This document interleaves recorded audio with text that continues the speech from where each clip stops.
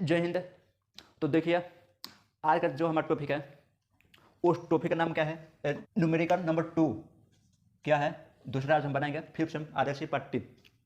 तो यहाँ पर आप देखिएगा कि क्वेश्चन क्या दिया है, refrigeration working on reverse Carnot cycle between -10 degree Celsius and 27 degree Celsius, find it COP। यहाँ पर यह कह रहा है कि जो फ्रिज है वो वर्क तो कर रहा है, फ्रिज जो है वर्क कर रहा है रिवर्स कार्नोट पर। कौन से साइकिल पर? फ्रिज जो है वर्क कर रहा है रिवर्स कार्नोट के साइकिल पर। उसके बीच का जो तापमान है, उसके बीच का जो सेल्सियस है -10 डिग्री और 27 डिग्री है। आगे दे दिया है फाइंड इट COP। तो COP ज्ञात कीजिए। COP का फुल फॉर्म क्या होगा? Coefficient of performance. क्या होता है दोस्तों? Coefficient of performance. तो चलिए हम COP का तो फुल फॉर्म जान गए।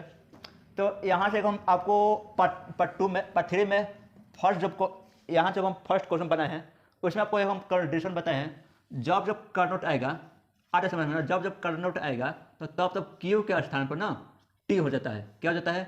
Q के स्थान पर T हो जाता है। क्यों होता है हम पार्ट 1 में पूरा डिटेल में बताए हैं, पार्ट 1 को वीडियो को आप देखिए। तो कार्नोट क्या कहता है कि हमें Q नहीं चाहिए, हमें T चाहिए, तो इसीलिए उसको हम T देते हैं, Q के स्थान पर T देते हैं। बाकी चेंज कुछ भी नहीं होता है, क्यों T होता है। तो आपको सब एक अब बनेगा कैसे ही, तो आगे सबसे पहले लिखेंगे सॉल्व, उसके बाद देखेंगे गिवन क्या क्या दिया है, गिवन लिखेंगे। ध्यान दीजिए दिया है -10 एक बात और हम आपको बता ध्यान दीजिए, COP हम उसी समय ज्ञात करेंगे जब तक ये जो वैल्यू है ना, ये जो मान है सेल्सियस में है, तो जब तक चीज़ को हम केल्विन में चेंज नहीं कर देते तब तक ये ज्ञात नहीं होगा। तो सेल्सियस को केल्विन में हम चेंज करेंगे तब जाकर के हमारा मान ज्ञात होगा। तो सोच चलिए हम लिख देते हैं -10 degree Celsius change to Kelvin. आधा समझ में, यहाँ पे ध्यान दीजिएगा, इसको हम चेंज करेंगे -10 को केल्विन में चेंज करेंगे। आगे दिया है 27 degree Celsius change to Kelvin. हम तो इसको तो चेंज करेंगे, ठीक है, लेकिन चेंज करने से पहले आपको एक जानकारी होना चाहिए कि 0 डिग्री सेल्सियस पर कितना केल्विन होता है। 0 डिग्री सेल्सियस पर यहाँ पर एक नोट में लिख लीजिएगा कि 0 डिग्री सेल्सियस बराबर 273 केल्विन होता है। वो कितना होता है केल्विन? 273। 0 डिग्री सेल्सियस बराबर कितना होता है? 273 केल्विन होता है। यहाँ से आपको ज्ञात करेगा। और ध्यान दीजिए इसको हम चेंज कैसे करेंगे, तो देखिए इसको हम चेंज कैसे करेंगे। तो चेंज करने का एक नियम है, यहाँ पर हम बता दिए हैं। 0 डिग्री सेल्सियस बराबर 273 होता है। तो क्या आपको एक यहाँ पर चीज समझ में आ रही है कि -10 जो है 0 से बड़ा है या छोटा है? तो -10 0 से छोटा है, यानी कहने का अर्थ यह है 0 से -10 छोटा है ना, सॉरी छोटा है -10। तो क्या 273 में -10 को हम ऐड करेंगे या घटाएंगे? आप बताइए। ध्यान दीजिए, यहाँ पर नहीं समझ में आ रहा है तो मान लीजिए यहाँ पर 0 डिग्री सेल्सियस है बराबर में 273 होता है, और इसके बराबर 273 होता है। आ रहा है समझ में ना, 273 तो इसके बराबर होता है। लेकिन हमें क्या करना है, जो ये सेल्सियस में है ना, इसको हम डिग्री, इसे हमें केल्विन में चेंज करना है। तो हम क्या करेंगे, जितना क्वेश्चन दिया रहेगा अगर माइनस में दिया हो तो 273 में से उसको घटा देंगे, अगर वहीं अंक प्लस में उसको हम 273 में ऐड करेंगे। आ रहा समझ में ना। तो चलिए यहाँ पर ध्यान दीजिए, अगर हम यहाँ पर ऐड करते हैं तो -10 डिग्री सेल्सियस को हम केल्विन में चेंज करेंगे तो हो जाएगा 273 -10 कितना हो जाएगा बराबर में 263 केल्विन। क्या हो जाएगा? 263 केल्विन। यहाँ से समझ में आ रहा है आपको। आगे क्या दिया है 27 डिग्री सेल्सियस चेंज करेंगे हम केल्विन में, तो क्या करेंगे 0 डिग्री बराबर 273 तो होता है, तो 273 और प्लस कर देंगे 27, तो कितना हो जाएगा 300 केल्विन। यही देखो ना, हम कुछ नहीं, इसको चेंज करने का तरीका क्या है, सेल्सियस को केल्विन में चेंज कैसे करते हैं, हमें एक कंडीशन याद होना चाहिए क्या कि 0 डिग्री सेल्सियस बराबर 273 केल्विन होता है। तो जब 0 डिग्री बराबर 273 होता है तो 0 से कम यानी जो माइनस में अंक होगा उसको 273 में हम घटा देंगे, और 0 से अधिक जो प्लस में अंक होगा उसको हम उसमें ऐड कर देंगे। आ रहा समझ में ना। तो चलिए वही हम यहाँ पर काम किया है। अब हम क्वेश्चन नंबर फर्स्ट में आपको बताए थे कि जो अंक बड़ा है उसको हम T1 कहते हैं, और जो अंक केंद्र में हो, तब केंद्र में हो, और जो अंक बड़ा है उसको हम T1, और जो अंक छोटा है उसको हम T2 कहते हैं। तो ये बड़ा है क्या और ये छोटा है, तो यहाँ से हमें ज्ञात हो जाएगा एक पॉइंट और क्या होगा कि T1 बराबर 300 केल्विन और T2 बराबर 263 केल्विन। यहाँ से ज्ञात हो गया आपको। इसको क्वेश्चन में बंद कर दीजिए, मेन पॉइंट है ना, मेन पॉइंट को डब्बे में बंद कर दीजिए, क्वेश्चन में घेर दीजिए इसको। यहाँ से मैं ये दो ज्ञात हो गया। अब हमारा क्या पूछा है कि फाइंड COP, किस रेफ्रिजरेशन का COP पूछा है, किस स्थिति में, कार्नोट में।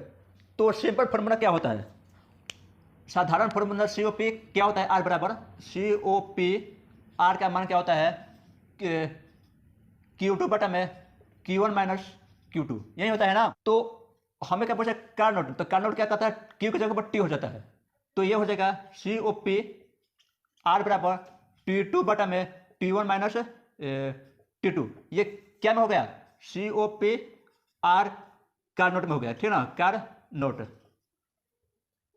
लिख देते हैं भाई में से, कार्नोट। ये कार्नोट का हो गया फॉर्मूला T2 बटा में T1 माइनस T2। अब यही फॉर्मूला यहाँ पर देखिए क्या लिखते हैं, COP R कार्नोट, ठीक है ना, कार्नोट बराबर T2 बटा में T1 माइनस T2 हो जाएगा। T2 कितना दिया है 263 बटा में T1 कितना दिया है 300 दिया है ना, 300 माइनस 263। अब ध्यान दीजिए, इसको घटाएगा तो कितना होगा 263 बटा में क्या हो जाएगा 27 है, 37 भाग देकर देखिए कितना आता है, COP R का मान कार्नोट में देखिए क्या हो जाएगा, भाग दीजिए अगर 7.108 आएगा, कितना आएगा 7.108 आपका आंसर आएगा। अब ध्यान दीजिए ये यूनिट नेस होती है, क्या होती है, यूनिट नेस होती है, इसका यूनिट नहीं होता है। अब आप पूछेगा कि इसका यूनिट क्यों नहीं होती है, कि यहाँ पर भी केल्विन है और यहाँ पर भी केल्विन है, यहाँ पर भी के, यहाँ की के कट गया तो यूनिट बचा क्या, यूनिट कुछ नहीं बचा, इसलिए इसका यूनिट होते ही नहीं है। तो 100 अंकों तक आपको समझ में आ गया होगा। और क्वेश्चन में क्यों R का नहीं पूछा है, SP का नहीं पूछा है।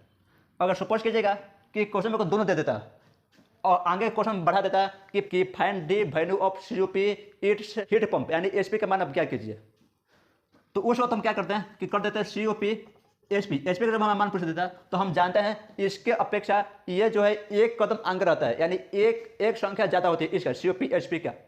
तो इसका आंसर क्या हो जाएगा 7.108 में अगर एक हम जोड़ देते हैं तो ये हमारा इसका मान ज्ञात हो जाएगा, ठीक है ना, 8.108 ये हमें इसका मान ज्ञात हो गया। इस स्थिति से ज्ञात किया है ना कि COP इसमें एक जोड़ दिए हैं। आपको समझ में नहीं आता होगा कि एक क्यों जुड़े हैं, तो देख यहाँ पर ध्यान दे दीजिए, आपको यह भी समझ में आ जाएगा हम एक क्यों जुड़े हैं। ध्यान दीजिए, हम पार्ट 2 के वीडियो में एक कंडीशन बताए थे कि COP SP बराबर होता है 1 प्लस COP R होता है, इतना ही होता है ना। तो हमारा COP चाहिए, COP SP चाहिए, तो COP SP बराबर 1 प्लस COP R का मान कितना गया है 7.108 यही आया है ना। तो COP SP बराबर हो जाएगा 8.108। क्या COP SP के मान यहाँ पर हम यही लिखे थे क्या, यही लिखे थे ना, आंसर आ गया वही है। बस आपको एग्जाम में इस विधि से बनानी है। अगर कोई व्यक्ति ऐसे पूछे, आपके कोचिंग में एक टीचर पूछ देते हैं कि COP SP का जो मान है COP R के अपेक्षा कितना अधिक होता है, तो SP का मान एक अधिक होता है और R का मान एक कम होता है, तो आप बता सकते हैं, कोई दिक्कत नहीं है। तो चलिए, सो थैंक्स, हमारा यह भी वीडियो क्लियर होता हुआ। अगर इस वीडियो में आपको कोई भी डाउट हो तो इस वीडियो का कमेंट बॉक्स आप लोगों के लिए ओपन है, कमेंट कर सकते हैं। तो सो थैंक्स, आप सभी के लिए आज के लिए इतना ही। तो अब हम फिर एक बार और नए टॉपिक के साथ अगले वीडियो में आपने सामने होंगे। तब तक नहीं, आप सब भी खुश रहिए, अपने छोटे भाई बहनों को भी खुश रखिए, बड़े भाई बहनों को भी खुश रखिए और माता पिता एवं गुरु को भी खुश रखिए। सो थैंक्स, आज के लिए इतना ही। जय हिंद, जय भारत।